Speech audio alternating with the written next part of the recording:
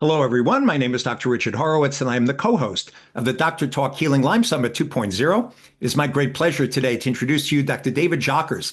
Now, I've been following David for several years because of his amazing newsletters. David and I both share a couple of things in common, which is we both look at inflammation and how inflammation is driving different disease processes in the body. And David, it's a real pleasure to have you on today. I think people are going to get a lot out of our talk, which today's talk is going to be on Lyme disease and autoimmunity and all of the factors that are driving autoimmune reactions in the body. So thank you so much for joining us. Well, thank you for having me, Dr. Richard. And I'm glad that you're doing this summit, such important and critical information for people. Yeah. Well, I was watching your fasting longevity summit, by the way, and I just bought the Proline kit to start my own intermittent fasting. So, I also got a lot out of it. As I'm getting older, I'm looking at like, how do I maintain my health? How do I, keep my own longevity? Because my whole family has died of cancer. They were smokers. They lived in Brooklyn, but they all died of different forms. So just as you talk a lot about nutrition, in your newsletters and what you do, it's the same thing for me. If you came to my kitchen and looked at what I swallow every day, I'm swallowing a huge number of nutritional supplements just to stay alive on the planet, right? Yeah, I mean, I do the same. For me, at my age, I'm in my early 40s. It's about optimal health, right? I want to perform at my highest level, have tons of energy, great mental clarity, be the best husband, father, business owner, sports coach. I coach my sons and my daughter's sports teams. So I want to perform at a high level and I want to get the most out of every single day. And I think, most people that are listening to this, they would love that as well. Many of them are suffering. Unfortunately, they even thinking about optimal performance is a big deal, is a big leap for them, right? But that's really our goal for people is to not only get out of a health crisis, but then ultimately to get to that level of optimal health performance. Yeah, no, I'm 100% in complete agreement. One of the things I learned years ago, apart from getting to the sources of why people are sick, not just like label a disease and throw a drug at it, which is unfortunately what a lot of medicine does, but getting to the underlying sources. And that's why I'm so happy to speak to you today about autoimmunity, because the vast majority of my Lyme patients have some autoimmune reactions at some point in time because Lyme causes autoimmunity, environmental toxins. We see heavy metals and mold all the time, in part driving it. We see leaky gut with microbiome issues, nutritional deficiencies, the wrong types of microbiome, sleep disorders, trauma. All of the things that we're going to talk about today is exactly the rivers of inflammation I find in my patients all day long. And that's why I think people are going to get out of this talk. So great. So let's just jump in. Why don't, first of all, tell people a little bit about yourself. How did you get into health and optimum health the way you are? Because I think it's amazing what you're doing. And I've been, reading your newsletters actually for the last couple of years. And I think they're very informative and really great for patients. And at the end, we'll talk a little bit about how patients can learn more about you and get those news. But how did you get into this yourself? For sure. Well, my mom actually, when I was growing up, my mom was studying to become a midwife. She was a nurse first, and then she became a midwife, and then eventually a naturopath. So she was actually studying it. My dad was, health was not an interest of his at all. So it was complete opposites. But I was an athlete growing up, and my mom would say, you need to eat. This is back in the 90s. And so she thought back then, she doesn't teach this now, but she thought the macrobiotic diet was the right diet, right? And so it was very low fat. It was, she had her own garden, she grew her own food, which that was a great benefit of it. But when we got sick, she would make chicken soup, right, or something along those lines. Lots of garlic, onions, things like that. We used plants as medicine. We never took antibiotics. I was an athlete, so she would say, you need to eat your kale because it's going to help you have more energy, right? And I was like, okay, anything that's going to help me perform better. And I would ask her questions. I'm like, what should I eat before my game, right? I would ask questions like that because she taught me what I put in my body affects my performance. And so then later on, I got really into fitness, right? As an athlete, I got into fitness and, 18, 19 years old, I was working out every day. And so I eventually became a personal trainer. I was influenced by other trainers, became a personal trainer, started reading more about nutrition. Back then I was getting information from Men's Health, right? Which isn't the best information, but at least I wasn't eating like just straight junk food all day.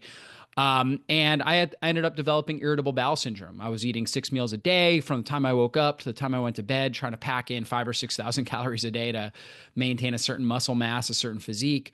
And eventually that caught up with me and my gut couldn't handle it.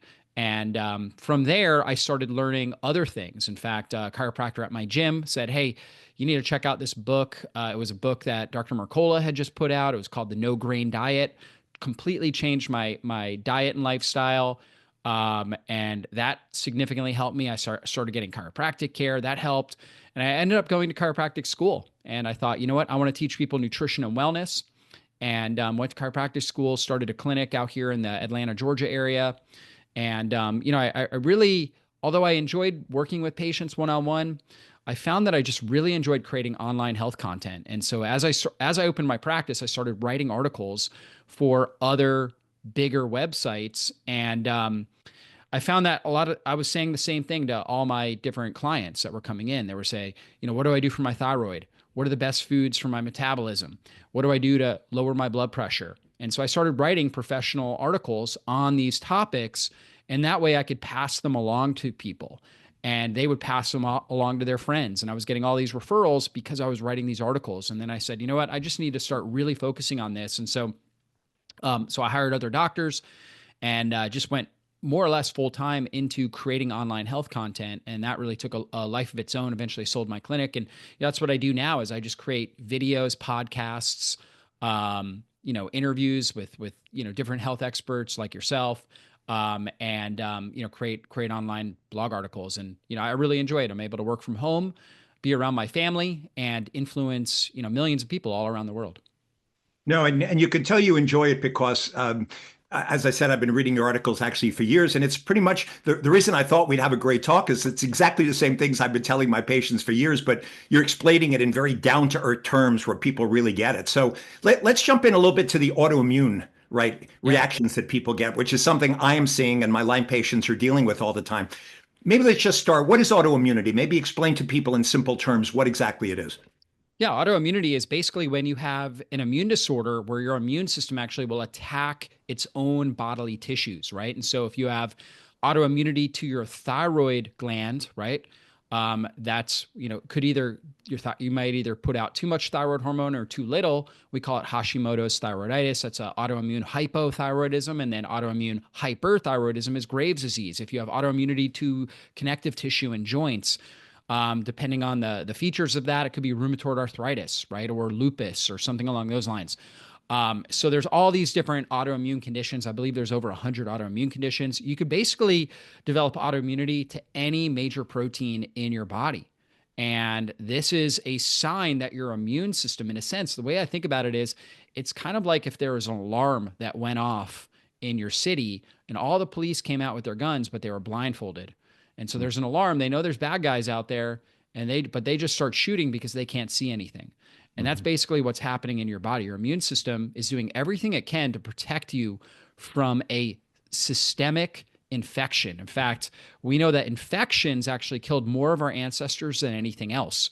The reason why was our ancestors, if they got a flesh wound, they didn't know how to sterilize it, right? And so what happened was, if they got a flesh wound, a lot of times bacteria would get into the bloodstream and it would spread into their lungs, cause pneumonia, or into their nervous system and cause meningitis or encephalitis or something like that. And that's why people would die. And so because of that, the immune system understands that high infectious load and a high infectious load in the bloodstream is life-threatening. So it has to do everything it can to make sure that that doesn't happen, because our body, of course, it's built for survival.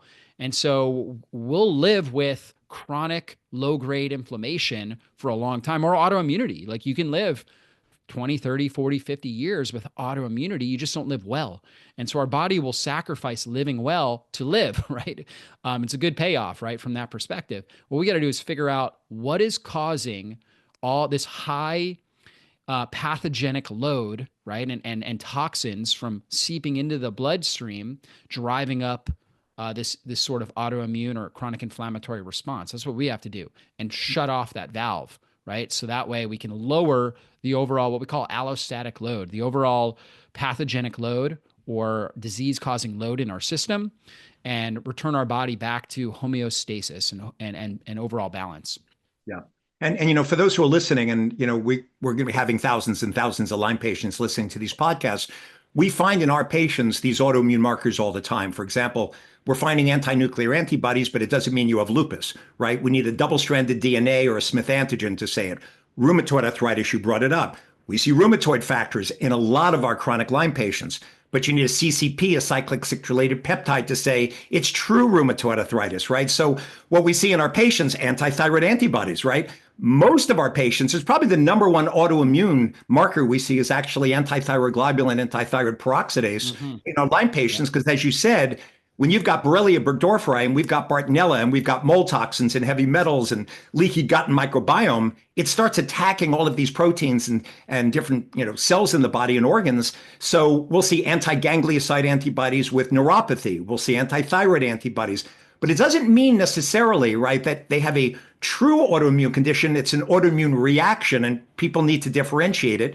But interestingly enough, we've been able, in some of our cases, we've reversed, Crohn's and ulcerative colitis by getting people on healthy diets, getting them off glyphosates and the wrong types of food, giving them the right type of microbiome, healing the leaky gut, which is crucial. We're going to talk about that. So yeah, it's a fascinating thing because a lot of people get these autoimmune reactions from Lyme and Barton mold. Doesn't mean you're going to develop one of the really serious diseases, but it's saying, as you said, there's an inflammatory response in the body. And ultimately, inflammation, as you know, because you talk about it in the newsletters I talk about, it's the number one cause of all chronic disease, right? It's some Yeah. form of an inflammatory response. Yeah, So for sure. Inflammation, I think about it like a fire in a fireplace, right? So wintertime right now, we have a fireplace.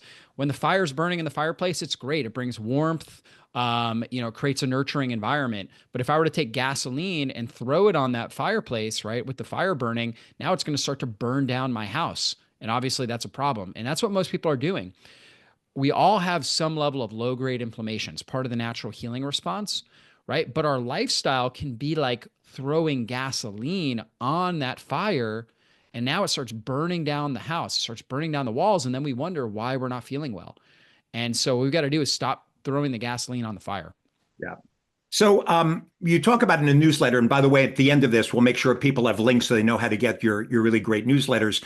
One of the things that was really interesting is I talk about mitochondrial dysfunction as part of the 16-point MSIDS model I use, and I do talk about cell danger response. But what I don't think most people know about is there's a relationship between the cell danger response, right, and this autoimmunity. Maybe explain to people a little bit about how that happens.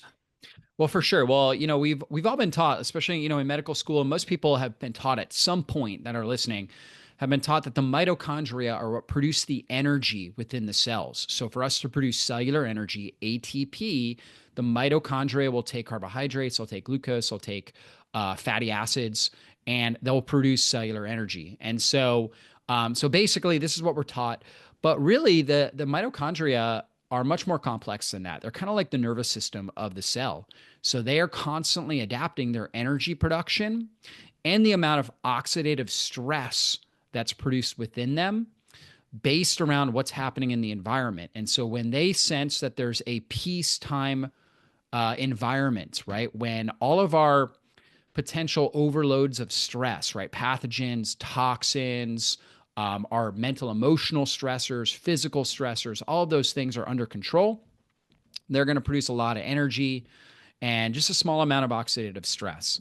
However, when our load of pathogens, infectious load goes up, the amount of toxins that we're being exposed to goes up, we're dealing with a lot of mental, emotional stressors, PTSD, lots of different factors like that, or could be physical stress, like a concussion or something along those lines.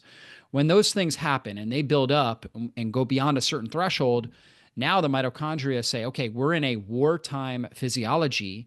They actually lower energy production and they increase the amount of oxidative stress. And oxidative stress is like internal rusting, and it's the precursor to inflammation. Inflammation comes out to help clean up the oxidative stress.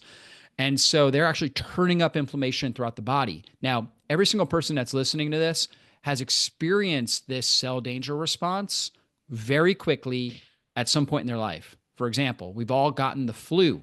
And what happens, right? I actually got this in a few months ago. I felt great. It was a Tuesday night. I felt great, felt awesome. Went to bed. Okay, woke up somewhere in the middle of the night. I was like, oh, that's weird. I woke up, and I just couldn't. I had trouble falling back asleep. And I got up the next day and I just didn't feel my best. And as the day went on, my energy was going down further and further and further. So I went from a 10 out of 10 energy level to maybe like a 2 out of 10 where I was just completely sapped, right? And it was like that for like 2 or 3 days. And that was my body saying, okay, my viral load was so high, right, that we need to shut down energy production. We're in a wartime physiology right now. And this is part of the internal detoxification system that my body needed to undergo. We turned up oxidative stress, turned up inflammation. My body needed to rest, right? I needed to rest, relax, do things to help support recovery. And then, I would say a week later, I was 10 out of 10 with my energy levels, right? Within 3 days, I went from maybe a 2 out of 10 to a 5 out of 10, 6 out of 10. Every day it would go up a little bit more. After a week, I was a 10 out of 10. I was completely out of that cell danger response. I completed the healing cycle. Problem is that for many people, they get hit, whether it's a flu or maybe they eat something, with a high bacterial load on it, and they get salmonella, or, they get bit by a tick, and now they get exposed to Borrelia or some sort of, co-infection.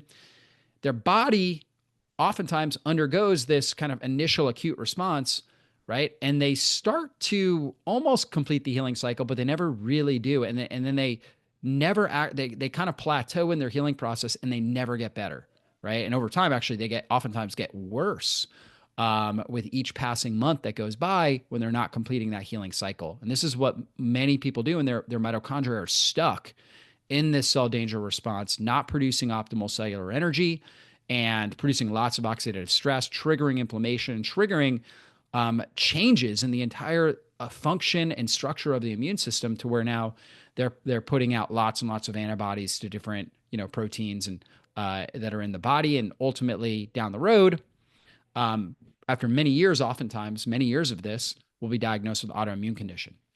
And the cell danger response is something that is a real problem in our patients when they still have loads of toxins and infections that have not been cleared. When I heard Bob Navio talk about the cell danger response years ago, he was talking about the need for extracellular ATP, right, to kind of get out of this cycle. And he was talking about Suramin, this because I'm sure you've listened to Bob before, for sleeping sickness, which you can't even get the drug here.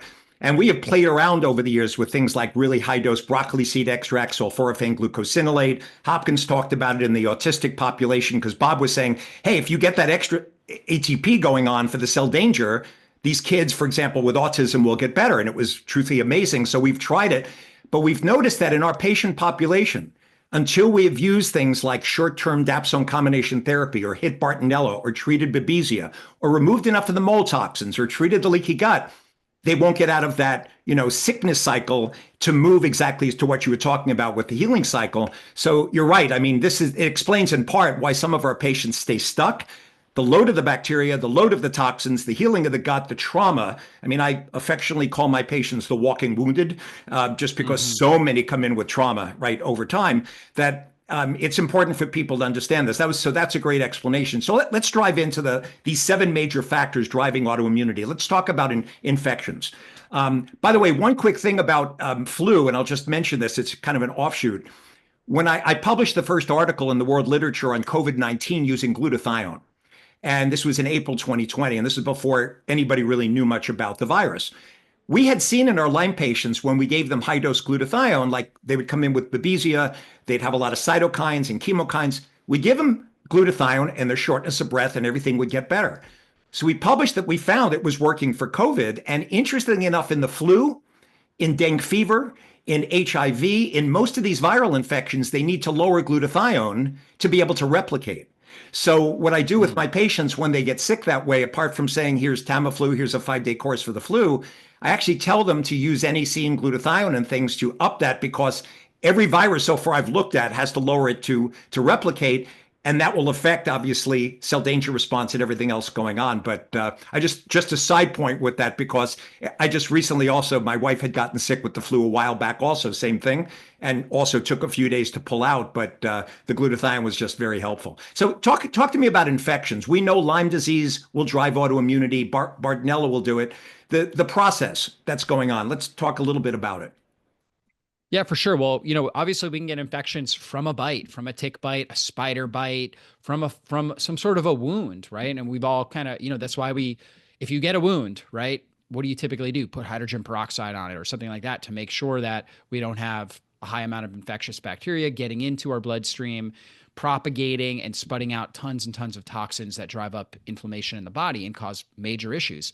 And so we understand that it can come from the external, but I would say where infections typically are causing, obviously with Lyme, it's oftentimes a bite, but we have to look at the intestines as well. So in our gut, our intestinal lining is basically like the gut is like a long tube that's separating our bloodstream from the outside environment. And so everything that's going through there's a protective barrier trying to protect what actually gets into the bloodstream and what stays in the gut and moves out through our feces. And so the intestinal lining, though, is particularly in the small intestine, is only one cell wall thick. And that's because our ancestors had food scarcity at times. And so they had a lot of times where there wasn't a whole lot of food available. So when they had access to food, they needed easy nutrient delivery. And so only passing through one cell wall allows for easy nutrient delivery. In our society today, we have an abundance of food. So we all have pantries full of food. It's pretty easy to access food in a first world country. And so we don't deal with that anymore. In fact, what we're dealing with now is high amounts of infections and toxins coming in from our food supply, causing inflammation in the gut, degrading the mucosal barrier. And so along the one cell in our intestines, we have mucus membrane, and that's really where the immune component of our gut lies. It's called secretory IgA. And in order to have a healthy gut, we need a really healthy mucus lining. And so the food that we're consuming, oftentimes, we are causing inflammation in that and degrading that mucous membrane and damaging the actual gut lining, allowing for large proteins as well as bacteria and different pathogens and the toxins they produce, the endotoxins, to actually get into the bloodstream, driving up inflammation throughout our body. And so those infectious microbes, when kept under control, are fine.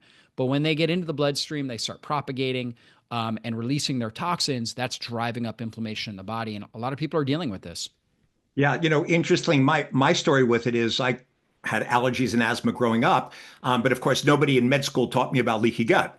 And as I started testing my patients, we found like the vast majority at this point, right? We'll send them to LabCorp. They won't do it in New York with an IgG4 food panel, but they'll get a 95 IgG4 food panel. And I'm seeing wheat and dairy and shellfish and eggs and I mean things you would never expect that people would be allergic to. And it's not the IgE anaphylactic, right? It's these low-grade inflammatory. But my allergies and asthma, every time I would eat dairy, I'd get a pizza or whatever, I would start to get mucus. I would start to get wheezing and tightness.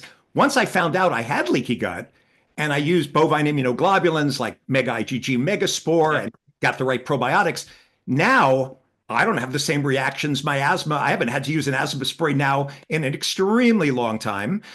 So you're right. I mean, those endotoxins and things going on in the gut are a problem. And even so, and you mentioned this in your newsletters, even if you're eating wheat and some of the things you think are healthy, the problem is the glyphosate, right?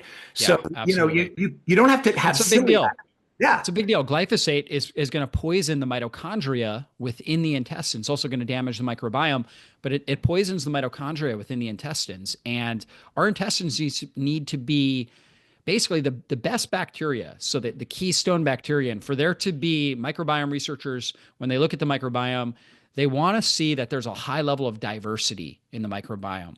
And the best short chain fatty acid producers, which are basically short chain fatty acids, are what really help feed and strengthen the mitochondria within the intestines so that they're stress resilient and they keep that intestinal barrier functioning well, and that our goblet cells are producing the right amount of mucus. We need these short chain fatty acids, particularly butyric acid is probably the most well studied of them. And so the types of bacteria that eat fiber and polyphenols and produce butyric acid and produce things like urolithin A that really strengthen the mitochondria, they are what we call obligate anaerobes, meaning that they really they are not able to survive in an oxygen-based environment. Whereas the more pathogenic histamine-producing bacteria and microbes in general, the more pathogenic microbes, they are either facultative anaerobes, meaning that they can survive with oxygen or without, or they're aerobic all to begin with, right? Meaning that they really like oxygen.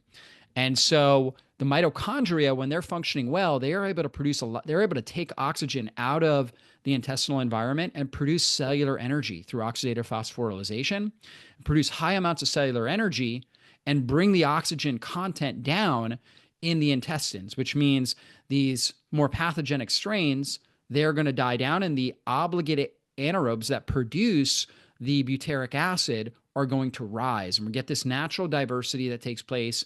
And our gut microbiome is really good at producing these short chain fatty acids that strengthen the mitochondria.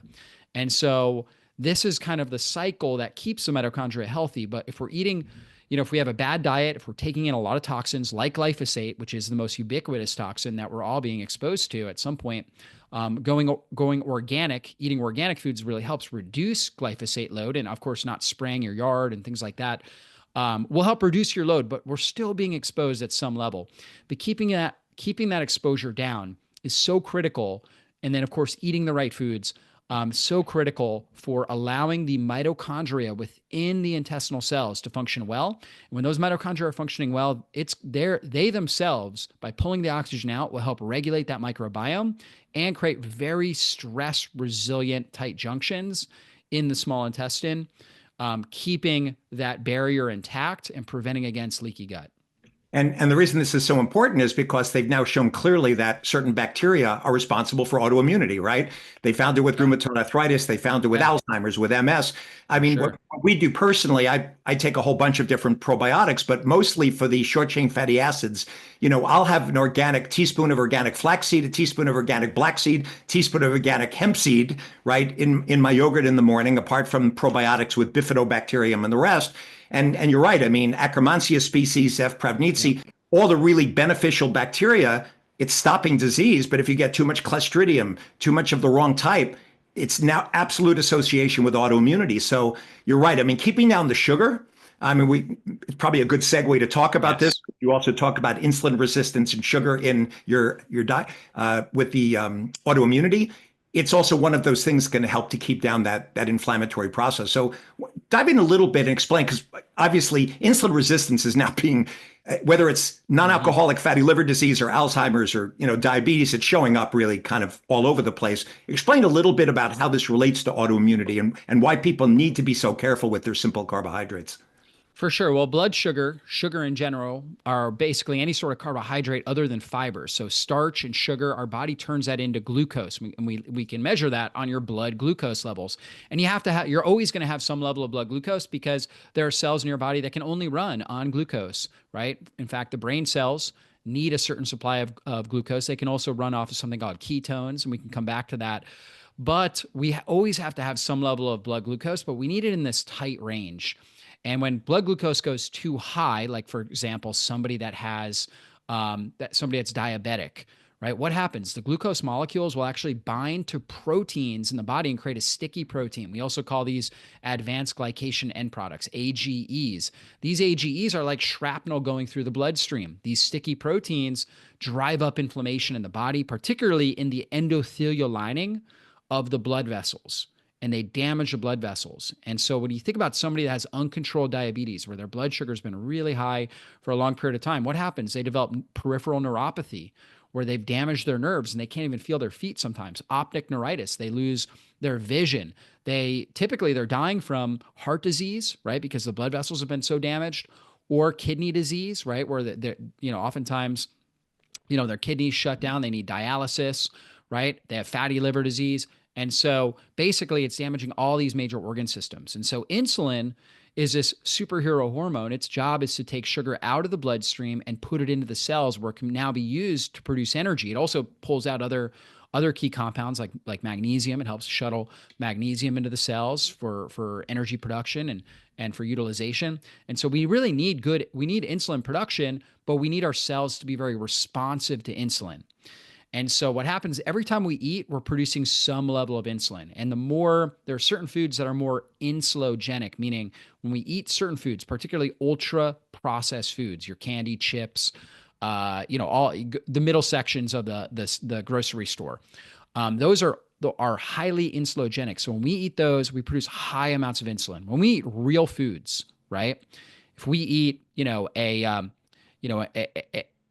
let's say a cucumber, right? Or a big salad or a steak or even just, potatoes or something like that, we're not going to produce a ton of insulin because these are whole real foods. They've got natural fibers, natural protein, things like that. They're less insulogenic. Okay. So we are going to produce insulin. We're just not going to produce a whole lot of it. And so that's why a real food diet is so critical here. When we're eating the ultra processed foods, things with added sugar, added starch in them, we're producing high amounts of insulin. When we produce high amounts of insulin, our cells stop responding well to the insulin. We stop getting a lot of sugar getting into the cells. And that's because the more sugar we're driving into the cells, the more oxidative stress goes up in those cells, the more internal rusting process takes place. Also, when insulin gets elevated beyond a certain threshold in the blood, it stops natural cellular healing processes. It drives up cell reproduction without good cellular healing.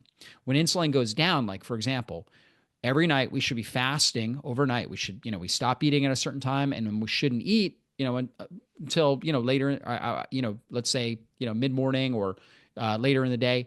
And insulin will go down beyond a certain threshold. And when it does that, the body actually triggers natural self-healing processes. We call this autophagy, where the cells will actually break down old damaged mitochondria, old damaged proteins, and actually recycle them, take the raw materials and produce new, healthy, more stress-resilient mitochondria, new, healthy, more stress-resilient cellular organelles. And that allows a cell to function better. This is normal. This is what should happen. But when insulin's elevated in our blood, like most people in our society are walking around with, we don't burn fat for fuel, and we don't undergo autophagy effectively to repair the cellular organelles. And so now we're not in a state where we're not healing, right? We're not internally healing, and we actually start storing fat. As long as insulin's elevated, we can't burn fat for fuel. We get stuck in this kind of chronic sugar burning mode, and we're producing high amounts of oxidative stress, damaging all the cellular mechanics. And, again, we can't burn fat for fuel. Fat is where we store toxins. It's an energy storage that we all have, right? But we want to be great fat burners. We want to be burning through fat as our primary energy source for most of the day, particularly while we're sleeping at night. And that's super critical for a healthy metabolism. It's also critical for detoxification and for keeping inflammation under control. The more these fat cells start to grow, or the more we're feeding the fat cells, in particular, we start developing visceral fat, which is this type of fat that surrounds the organ systems. And we used to think fat was just a storage form of energy, and that is an important component of fat. But fat is also an endocrine organ, meaning that it will actually release cytokines, right? And it's, in a sense, part of the immune system. It's actually releasing compounds that drive up inflammation in the body, and also reduces oxygen delivery to major systems of the body. Like when we develop fatty liver, that's not just fat on the liver. It's actually liver cells that are becoming damaged because they can't produce, they're undergoing high amounts of oxidative stress. And so we're actually getting damaged liver cells. And so now the liver is not able to do what it needs to do, filtering, detoxifying the blood, creating key proteins, all the different things that it needs to do. And we've got excess fat building up around it, which is going to create a vicious cycle, right? Where it's going to further reduce oxygen and nutrient delivery to the liver cells. So this is a significant issue. We need a tight zone for blood sugar. So we want to be eating foods, right? And I always recommend eating 2 to 3 meals a day, high protein, right? Lots of colorful fruits and vegetables, some healthy fats. That's what you want to do. That's going to create blood sugar stability. Do everything you can to reduce the ultra processed foods, right? And really stick with whole foods. And this for you, for like, you hear people talk about the autoimmune diet. So what you're really talking about is the Mediterranean diet has basically been holding up at this point as one of the healthier diets. And because Yep. probably at least half of my patients have reactive hypoglycemia where, mid-morning, all of a sudden they start yawning, they get tired, they get hangry, right? The Yep. emotions start doing, or mid-afternoon. That goes along with sometimes their adrenal dysfunction. And of course, that's associated with high insulin secretion. So the diet you're talking about of like 40% good quality protein, 30%, complex carbohydrates, 30% healthy fats. Is it mostly like organic olive oil, avocados you're using, and whole grains? Are Yeah. those the one you're recommending to your patients? Yeah, absolutely. High polyphenol extra virgin olive oil, one of the best things you could possibly put in your body. So powerful for reducing inflammation in your body. With your meat, I always say there's a couple changes with your nutrition. Number one is You want to reduce your consumption of, processed foods like I talked about, and seed oils, right? That's number two. So anything with corn, soybean, safflower, cottonseed, peanut oil, all of those types of canola oil, all those types of processed seed oils you want to avoid. The fruit oils like avocado, right? Or avocado oil and extra virgin olive oil or olives in general, very good, very healthy. They're lower in inflammatory omega-6 fats, high in anti-inflammatory monounsaturated fats, also high in polyphenol antioxidants. And so they have olive oil, for example, has high oxidative stability. It's really, really good in the body. Lots of antioxidants. So that's really, really good. And then with the meat, you want to make sure you're going organic, grass-fed, pasture-raised, wild-caught, because you want to do everything you can to reduce chemicals and toxins. And so when we're eating, your typical grain-fed, conventionally raised animal products, they're feeding them grains, which skews their fatty acid ratio. And then on top of that, those grains are covered with glyphosate and other chemicals. And so they're bioaccumulating that inside of their body. So their dairy products, their eggs, their meat is going to be full of that stuff. And so to reduce your chemical load, you want to go as organic as possible, especially with meat products. Now, when it comes to produce, ideally you're going organic, but there is the clean 15 and dirty dozen. So the general rule is if if you're going to eat the outer layer of something, you really should go organic. Like a blueberry, for example, you're going to eat the whole berry, right? You're not going to peel the outer layer. You definitely want to go organic. It's easy for pests to eat, to bite into a blueberry as well. So they use more pesticides, more herbicides on that. Whereas something like garlic, for example, or a banana or avocado, you're going to peel that outer layer, right, and eat the inner layer. It's harder for pests. They have a hard skin that makes it harder for pests to get in and penetrate. So there's going to be lower amounts of chemicals on the conventionally grown avocados or banana or garlic. And so those would be the ones that would be okay to get non-organic. Although if you do have the option and it's somewhere close, in price point, it's always best to go organic. No, and in fact, that's pretty much how I eat. I mean, we have organic blueberries, organic Yep. raspberries, organic strawberries, organic almost every morning, right? The Yep. polyphenols, those are just shown to have such great health benefits. The problem, of course, though, with even the Mediterranean diet with fish, because they talk about omega-3s anti-inflammatory, too much omega-6 inflammatory, you were talking about it, is I've had to really cut back on my fish consumption because when I checked my heavy metals for mercury years ago, it was off I was eating fish probably 5 or 6 times a week because I love it, Yeah. right? But Yeah. now it's not even the metals, it's the nanoplastics and the microplastics that are getting in. And it's a real problem. So I think it's a good segue talking about autoimmunity. Let's talk a little bit about the toxins because we're finding heavy metals. I'll do it in the serum, but I'll do a 6-hour urine DMSA challenge, occasionally hair analysis. We're finding it in the vast majority, whether it's low level, sometimes high, and mold toxins. I'm finding all 5 mold toxins with aflatoxins and Oh yeah. trichothecenes and zearalenone and all the and gliotoxins, immunosuppressive in 80 to 90% of all the patients I am now testing. So, what are you doing for these patients? I mean, we have specific Yeah. protocols we're using phosphatidylcholine, push it out of the cell membranes, bind with glutathione, with charcoal clay, use a little bit of glucomannan to bind trichothecenes, the right type of Saccharomyces. We have protocols we give, but it's a real problem with autoimmunity and the fact that it's affecting the cell danger response, right? It's affecting your Hmm. immune system. It gives you the same symptoms, in fact, as Lyme. And we have found probably at least 25% of our patients, we detox them. And some of the symptoms they thought were due to Lyme or tick-borne was actually due to the toxins, where the mold and the metals. You're finding the same thing in a lot of your patients when you're asking Yeah, about. 100%. I think that's one of the big differences, in helping people get well today than it was, maybe 20 or 30 years ago, is the amount, the overall toxic load is much higher. We're all being exposed to toxins, and some people have a stronger reaction to toxins than other people. And so some of it's individualistic. But in general, everything we can do to avoid toxin exposure is going to be critical, right? So, if you know there's mold in your house, get out of the house. Test your house every year. We even prophylactically we dry fog our house, right? So we'll get that done like once a year, which is good for cleaning any sort of potential mycotoxins that are in the place. Now, if there's still like an active water leak or something like that, it's just going to come back, right?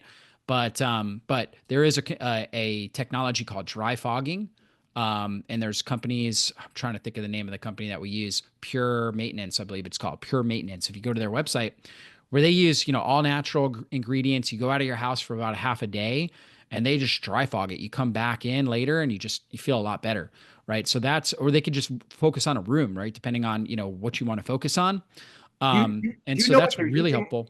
Do you know what they're using for it? Because I mean, in the past, I've heard people like take a little bit of ammonia stuff, then close the door, try and get the mold spores done with it. This Yeah, that's a actually, good question. I'm I have to hearing look about. at that again. I'm not exactly sure. I think they've got like a grapefruit seed extract or some sort of like a proprietary formula, but I think that they tell you like an ingredient or two that they've got in there. Um, but with that said, that is a strategy. Getting air purifiers in your home, obviously a really good idea as well. So you want to clean up as much as possible the air you breathe, the water you drink, and the food that you're consuming and the things you're putting on your skin. So having an air purifier, going outside, right? Particularly if you live in more of kind of a rural area, the solution to pollution is dilution, right? So getting outside, typically, unless you're in a very strong industrial area, you're going to have cleaner air there where you can breathe. And if you are in an industrial area on the weekends or wherever you have opportunity, go drive to the mountains, right? Go drive to the beach, go drive to an area where you can get more in nature. Go out in the woods. Get forest bathe, they call it, right? In Japan, right? It's actually a really great thing for your mental, emotional health, right? It actually connects you to nature better. It's great for pulling you out of a cell danger response. So getting out in nature, I think, is really key.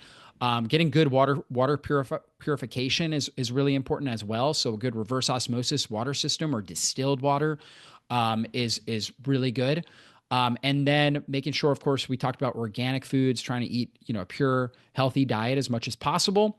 And you got to pee and poop your way to good health, right? So drinking a lot of water, right, will help you do that. It's going to help dilute things and move things through your body. You want things moving through like a river, not stagnant like a pond. And most people are chronically dehydrated. They're not drinking enough water.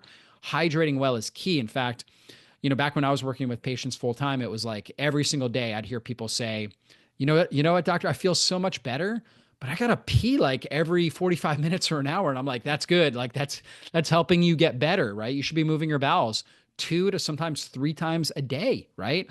Moving your bowels at least once a day, 2 to 3 times a day. Basically, if you're eating 3 meals a day, you might poop 2 big ones or 3, right? A day, right? To get all the waste products out of there.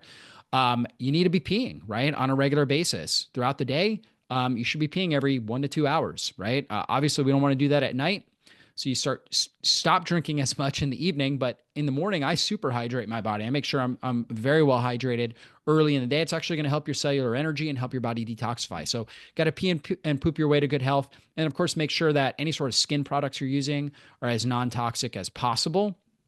So whether it's, skincare, lotions, different things like that, makeup, there's more varieties now of natural, low chemical or chemical free products now than ever before, right? So there's almost everything can be mimicked now in a much safer, natural way. You are going to pay a little bit more, but it's certainly worth it when it comes to your overall health. So reducing your toxic load is super critical here. And when speaking about nutrition, we find in our patients when we do nutritional profiles, serum magnesium, RBC magnesium, serum copper, RBC copper, serum zinc, RBC zinc, iodine. At least 18 to 20% of our patients are showing deficiencies. So the Oh problem yeah. is, even when you're trying to get in a great diet, like eating the kind of Mediterranean diet we were discussing, the problem is because they haven't turned over the soil and we've not been taking care of the land properly, right? I have to use a multi-mineral supplement. I take, Mhm. Minerex from Zymogen to make sure I'm getting enough mag because you need magnesium for 300 detoxification enzymes. You need copper for superoxide dismutase to handle the free radicals. You need zinc for your immune system to function Yeah. properly, keeping Zinc is down. key for SOD as well. Yeah.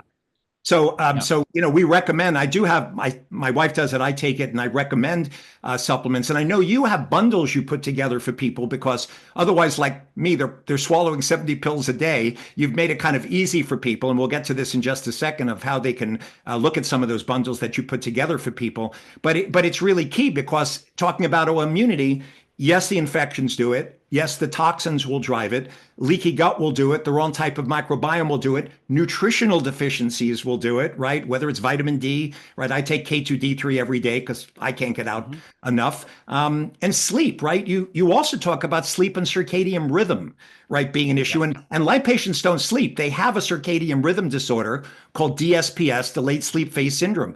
Maybe talk a little bit about that and what you Yeah. do for these people and why it's also important for autoimmunity. Yeah, sleep is so critical, right? So basically, our master hormone, melatonin. So when we're sleeping at night, or let's say as the sun goes down at night and it gets dark, and our ancestors would have gone to bed shortly after that. If they were exposed to any light, it was fire, and that which is more of like an orange reddish light, and that kind of light doesn't block melatonin levels. Whereas the light we're exposed to in our homes, or if you're working, it's this blue light, very bright blue light. And that blue light inhibits melatonin production. Normally at night, as the sun goes down, melatonin rises. Melatonin is our number one endogenous mitochondrial antioxidant, right? So we know it as a sleep hormone, but it's an incredible antioxidant within the mitochondria. It can slip in and out of the double membrane of the mitochondria and really help clean it up and help basically pull us out of a cell danger response and help protect the mitochondria from oxidative stress. So melatonin's key. And then also we get this rise of human growth hormone. And growth hormone is this superhero hormone that tells us to burn fat, preserve lean body tissue, helps balance the immune system, helps improve our skin, hair, nails, right? They call it the anti-aging hormone because it has all these anti-aging natural healing mechanisms. However, when we're exposed to blue light at night, so let's say we're on devices or we're just in front of lights, that is going to lower our melatonin production and growth hormone production. And so then later, we finally fall asleep and we go to sleep, but we're not producing the melatonin and the growth hormone that we need to really heal and regenerate well. And then oftentimes, most people are not going outside much during the day. So we actually set our natural circadian rhythm when we go outside, particularly getting outside, getting some sun exposure early in the day. We know infrared, which is actually part of the sun that we don't see, it's non-visible light, but infrared actually stimulates mitochondrial melatonin production, right? To help clean up the mitochondria. So when we're out in nature, when we're out in the sun, we are getting this infrared exposure all throughout the day. And that's setting that circadian rhythm. In fact, early in the day, when you get out and get sun exposure, that tells that tells the circadian rhythm. You have your brain's circadian rhythm and you have your peripheral circadian rhythm within all the cells of the body, that it's daytime and let's produce energy. Let's produce lots of cellular energy. And we know that, within 12 hours or so, we're going to start to get ready for sleep. So it actually tells the body when it helps set a timer so your body can wind down later in the day and you can get the right hormone secretion for optimal recovery. If you're just sleeping random times and you're exposed to blue light and then you go to bed, you are sacrificing the amount of melatonin and growth hormone that you're going to get, and so your body is aging faster than it should if you have proper melatonin and growth hormone. And of course, you're going to feel it. You're going to have less mental energy, less energy in general. Your immune system's not going to function well because you're not healing and regenerating the way you should be each night while you sleep. So circadian rhythm is super critical. Yeah, and the thing that's really fascinating about melatonin, even small doses, is when we're looking to block some of these inflammatory pathways that are leading to chronic disease, melatonin affects NLRP. I know you know this, but I'll tell it for the people Yeah. listening. It affects a pathway called NLRP3 inflammasomes, which has now been associated with Parkinson's and Alzheimer's and Mhm. COVID.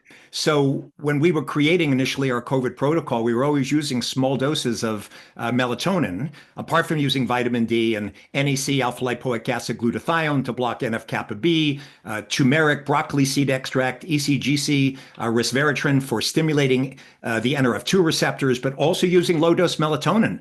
All right. And some Yeah. fish oil, all the things we're talking about that, lower inflammation. So yeah, it's even And more. that's actually also one of the great benefits of an infrared sauna.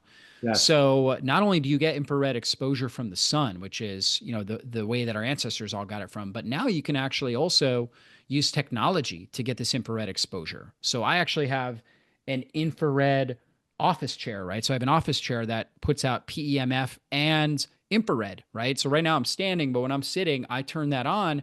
So I'm getting some level of infrared exposure there. You can get an infrared sauna. So you're taking off, your clothes, right? You're getting the infrared sauna. So it's getting right into the skin cells, and right in infrared penetrates deep into the body and it's stimulating that mitochondrial melatonin. And so you're getting that breakdown of NLRP3, right? The inflammasome. So you're shutting down these inflammatory, these vicious cycles of inflammation in your system when you're exposed to that. It's a great healing technology, getting that regular infrared exposure. Yeah, we have one in our basement, and we just got a small place in Saratoga. We put it in infrared sauna. That was one of the first things we did. I mean, apart Yeah. from detoxing, you're getting all these chemicals out of your body, right? You're right. I mean, for mitochondrial regeneration, even healing in part, the rest of the body, even the autonomic system. Yeah, Um, and if you're in a region of the world where you can't get a whole lot of sun exposure, you're in a northern climate or something like that during the wintertime, you're not able to get much sun exposure, get in that infrared sauna. Don't just take vitamin D. Vitamin D, definitely take it, so you can optimize your vitamin D levels, but you're not getting the benefits of the infrared. So get in an infrared sauna or have an infrared blanket. I mean, there's low cost infrared sauna blankets too. So if you don't have room in your house for an infrared sauna, which totally understand, it takes up space, it's expensive. You can get an infrared sauna blanket for a fraction of the cost. That's portable, right? And you can just kind of fold it up, put it in the corner. So you're getting that. You can kind of wrap yourself in that. Heats up super quickly. Do that for 20 or 30 minutes or whatever, right? Every day or as often as you can, and that would be really beneficial. no, it's a great suggestion. I recommend it when people are detoxing all the time with mold, but you're right. It's a great Yeah. suggestion for people who don't have room actually, in their place. So the last of the seven we're discussing with autoimmunity today is trauma, which I'm seeing in a lot of my patients. And I Yeah. don't think many people actually associate trauma, even with autoimmunity. As we're finishing up this amazing talk we've had today, you and I go through this very quickly. Yeah. To just talk a little bit about why healing trauma, limbic dysfunction. I mean, I'm talking to my patients all day long of how important it is. Just explain a little bit about why it's so important to get to the source of the trauma in the limbic system. Well, for sure. If you've had, early childhood trauma or PTSD, like maybe you're a military, former military, um, you know, little things that wouldn't normally trigger a normal person are going to trigger you to go into fight or flight. And basically, when we look at the nervous system, the part of our nervous system we don't control, like our heart beating, our lungs breathing, our digestive system, we call that the autonomic, or you can also think about it the automatic nervous system. And it has three main branches. One is optimal connection and joy and optimal life expression, right? And that's from the ventral part of the vagus nerve, right? Is kind of the main conduit of that. And that's, and its main function is rest and digest and optimize, right? Optimize the healing response. Then we have the fight or flight response. And the fight or flight's great as well. Like fight or flight is what allows us to exercise, what allows us to perform at a high level. It allows us to have excitement. And so there's great components to that. But what happens is when you are so easily triggered to put in fight or flight and you're stuck there because of trauma, over time, your nervous system starts to wear down. And then basically, you start moving into kind of more of a freeze mode, right? Where your body actually starts to almost shut down and go into like a state of shock. And so chronic fight or flight, or in this kind of dorsal vagal component where you move into this freeze, the entire nervous system starts to freeze.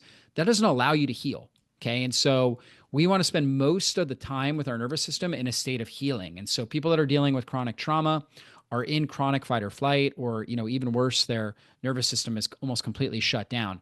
And so we've got to obviously figure that out and reroute new neural networks, right? New ways of processing information and processing experiences. So we take joy in things, right? There are some people like the best athletes, for example, when they study the best athletes and the way that they respond to stress, some of them get stronger and more resilient under stress. You look at somebody like a Tom Brady, probably the best quarterback that's ever played, or a Michael Jordan. And when the game was close on the line, it was like they got into kind of this zone, right? They would talk about, I just got in the zone, right? Where their entire nervous system was activated and functioning at such a high level, and they were able to perform at such an incredibly high level. And so this was something that didn't just come automatically. They trained it into their system. These people practice things like visualization. They say affirmations over themselves. They like literally trained their nervous system, and their sports psychologists work with athletes doing this all the time. You may not be a professional athlete, but I say we're all occupational athletes. We all have to perform at some level in the things that we do. Maybe you're a mom, maybe you're an entrepreneur, maybe you are a teacher, whatever it is that you do, right? Maybe you're a wife, maybe you're a husband, whatever it is that your role is, you got to perform in that role, right? And so retraining your nervous system to be able to perform in that level is so critical for your overall well-being and health, but ultimately also for your long-term health and shutting down these inflammatory cycles.